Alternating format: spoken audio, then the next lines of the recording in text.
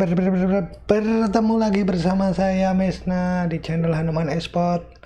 Selamat datang kembali. Terima kasih yang masih stay tune di channel ini. Dan kita sampai pada PMBL East di ketiga, match ketiga ya. Oke, tanpa berlama-lama, biar nggak bosen ya, karena kebanyakan ngoceh. Kita kasih langsung e-wrangle flight path seperti yang sudah terlihat. Seperti biasa cukup adil ya, tidak terlalu pelit. Oke, langsung kita tes saja ya. BTR masih di farm zona pertama, tidak ada yang perlu di note ya, tidak ada yang perlu di note. Kita seperti yang kita lihat di zona keberapa ini tadi ya, sorry, di zona zona pertama ternyata BTR sudah sampai di Pochinki ya, ini di rumah yang ada gudangnya itu, pasti kalian tahu. Mereka sudah mengambil di situ dan tim yang notabene di Pochinki RRQ ternyata sudah berpindah gitu loh. So, mereka hold di sini menunggu zona sepertinya. Dan circle terbaru sudah muncul, BTR masih berada di dalam circle.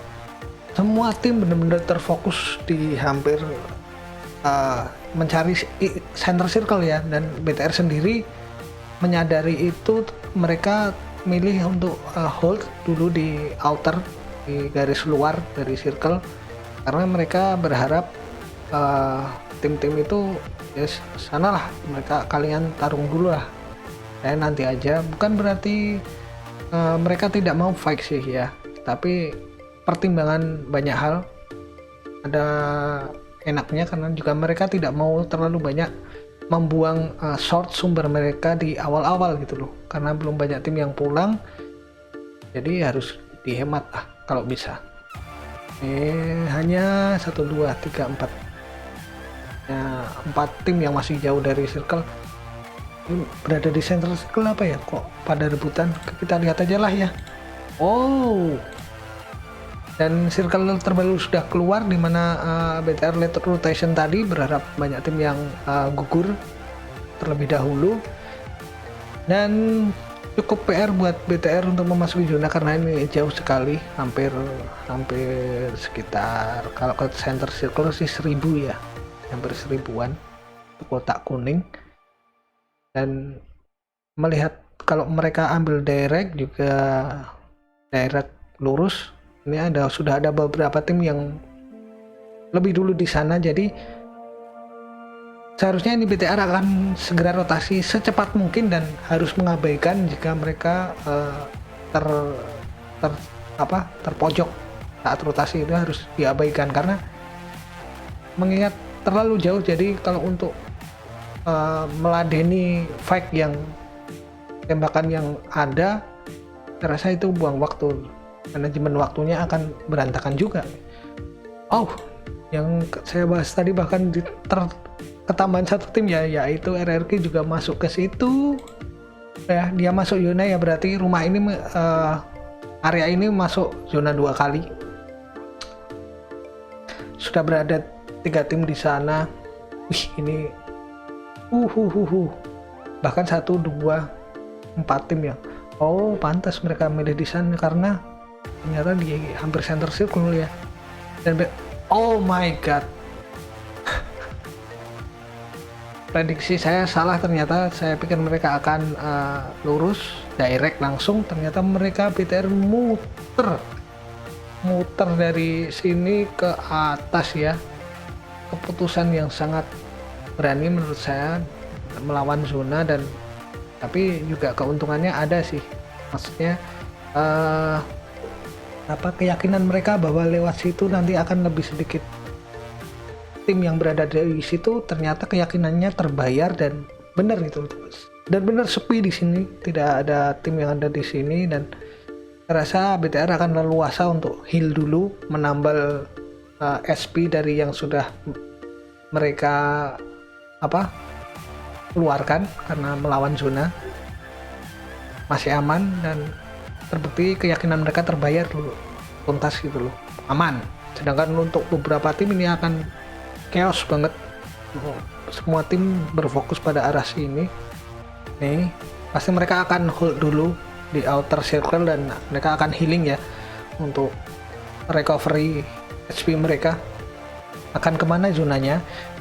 Nih, pasti banyak tim yang akan saling kenok, saling mati di sini karena terlalu padat ya. Jadi keputusan BTR untuk menghindari itu sangat bagus sekali ya. Bukan apa ya, bukan nggak berani fake, bukan sih, tapi smart decision menurut saya. Karena ngapain gitu loh, buang-buang source dan gambling gitu loh. Ngapain, kalau ada yang aman kenapa tidak diambil gitu. Sekarang sudah ada berapa, waduh ini udah banyak banget di rumah air. Ada berapa, 1, 2, 3, 4, 5, 6 ya, ada 6 tim di rumah air. Dan BTR ya masih hold seperti yang saya perkirakan. Mereka akan recovery dulu sambil menunggu tim-tim berkurang ya. Sangat brilian keputusan yang diambil. Selain menghemat source sumber mereka juga nggak perlu nggak perlu susah-susah lah. Dan zona sudah keluar dan sangat tidak menguntungkan bagi BTR ya. Walaupun mereka tidak ada tim yang berada di sekitar sini, tapi menurut saya ini tidak menguntungkan. Karena apa? Karena ini open, seperti yang kalian tahu, di sini area open dan hanya ada beberapa batu, 2 kayaknya kalau nggak salah, 2 batu di sini, dan itu tidak akan cukup untuk mengcover angle gini banyak ya, tidak akan cukup. Jadi secara sepi memang sepi, cuman vision mereka benar-benar terbuka dari berbagai angle gitu loh. Jadi saya rasa ini akan sulit buat BTR. Kalaupun mampu masuk sih mungkin 1-2 orang aja yang bisa masuk, karena ini terlalu banyak orang, jumlah timnya banyak, orangnya juga banyak dan tersebar di mana-mana. Maka angle-nya akan melihat BTR juga banyak juga yang bisa ngeliat gitu. Kita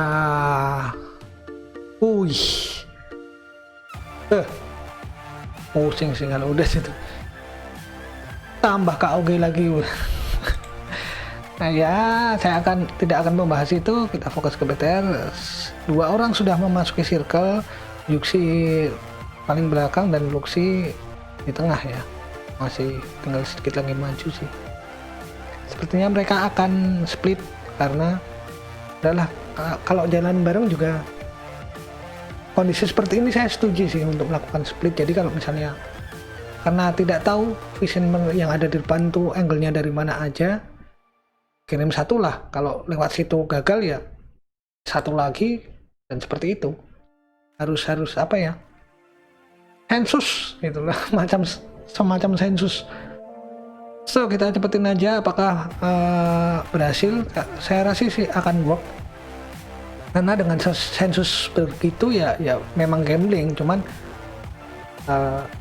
mereka misalnya salah satu tereliminasi, 1 info sudah didapat angle-nya, 1 lagi tereliminasi, 1 info baru dapat gitu loh, daripada 4-4-nya nggak tahu di mana, maju bareng dan tereliminasi bareng.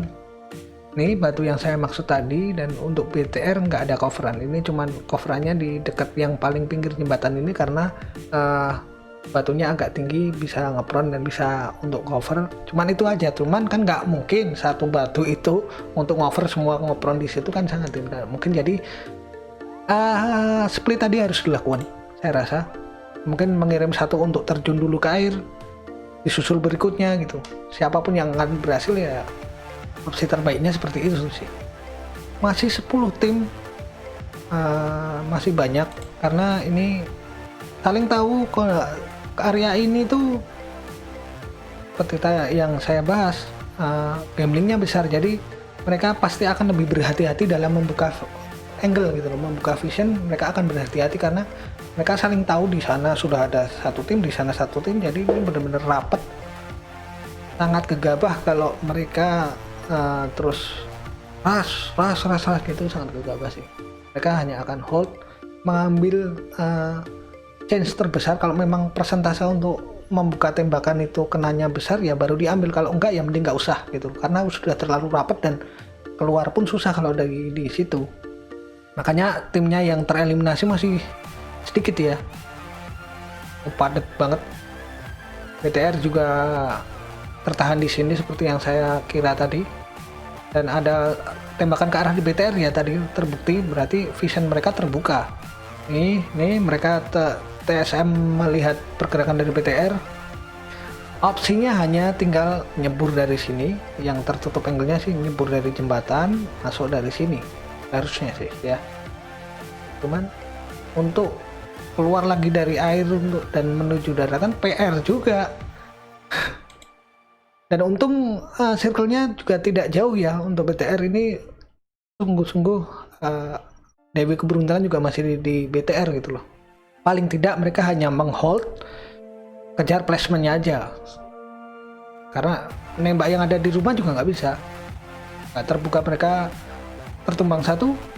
Ya kalau setup smoke-nya masih banyak sih masih bisa sih ya. Tapi kalau enggak ya sangat susah untuk memasuki zona.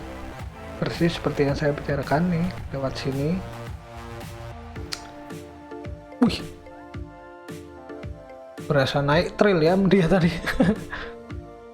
Nih kan RRQ juga ngehold, dia buka badan juga. Kalau benar-benar persentase skillnya besar baru mereka buka. Nah padat banget ini, bisa dibilang satu rumah satu tim. BTR tadi di sana yang berhasil maju, tetapi mereka tertahan oleh TSM, dan TSM split ya. Mereka membagi vision dan ini sangat bagus sekali untuk zoning bagi TSM. Saya rasa BTR akan sulit masuk dengan split yang dilakukan TSM seperti ini 2-1-1. Vision mereka juga luas, sehingga BTR kan untuk masuk ke daratan itu perlu memang buka badan nih, sekitar ya 5 meter lah untuk sampai ke rumah hijau yang paling ujung sini. Tapi itu juga sulit karena ini angle ini itu bisa mengkontrol jika dia tetap memaksain, BTR tetap memaksain untuk masuk gitu. Nih yang saya maksud kan, bentar ya biar jelas. Oke ya, kan kita kalau cuma nunjukkan. Nah Zikat ini bener-bener bener-bener mempunyai angle yang luas, vision yang luas, karena dia tinggi dan BTR harus melewati ini untuk ke daratan, dan ini jaraknya sekitar ya katakanlah 5 meter 10 meter lah ini. Dan 5 meter 10 meter itu kalau dari vision Zikat sih cukup untuk mengenokkan ya, sangat amat cukup sekali. Ini mereka di pinggir jalan di batuan tadi yang ada apa sih tonjolannya. Juksi masuk ke air, box eliminasi bagus untuk Begetron untuk menjaga jarak. RRQ yang mulai mengejar poin, dia mulai naik rapet banget. Ini pasti akan susah untuk beberapa tim, apalagi yang terlanjur di rumah air ya, rumah yang benar-benar terendam air itu juga PR juga. Harus benar-benar buka badannya kalau benar-benar dia yakin bisa eksekusi. Kalau enggak ya mending nggak buka badan. Zikat berhasil diamankan, tetapi Jonathan juga mempunyai angle vision yang tinggi, itu perlu diingat. Setelah satu down yang mempunyai vision vital tadi dari TSM, si Jonathan ini juga masih punya vision nih. Kita lihat ya, Ryzen nongol aja kelihatan. BTR juga kalau bakal si Luxi kalau bakal nongol ke sebelah kiri sini, ini juga tetap terlihat karena ini lebih tinggi. Jadi akan sulit buat BTR untuk masuk gitu. Kalau mereka mempunyai banyak grenade sama smoke sih mungkin akan lebih bisa. Ini lebih tinggi ya. Oke, bener. Nah ini yang saya maksud terjadi ya. Berusaha menyeberang dua, padahal dekat, cuman dari sisi Jonathan ini karena visionnya benar-benar lebih tinggi dan luas ya, kalau bisa melontarkan satu klip peluru untuk jarak segitu sih pasti hampir bisa dipastikan knock sih. Lain halnya kalau tadi Jonathan berada di bawah ya, mungkin akan lebih sulit karena dia harus buka badan dulu baru ngeluarin aim.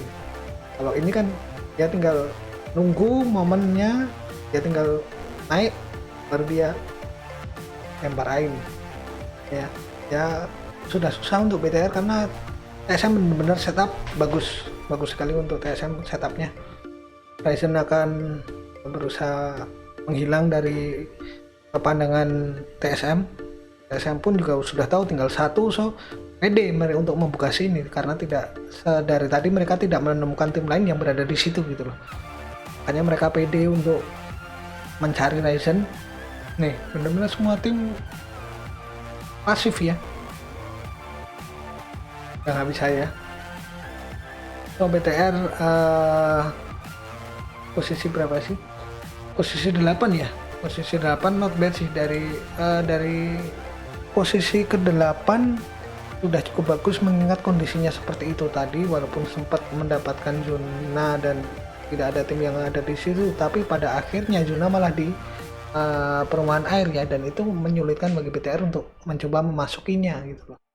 Hal yang bisa di note kali ini adalah ketika memang kita berada dalam zona-zona yang area yang seperti ini yang bisa dilakukan hanya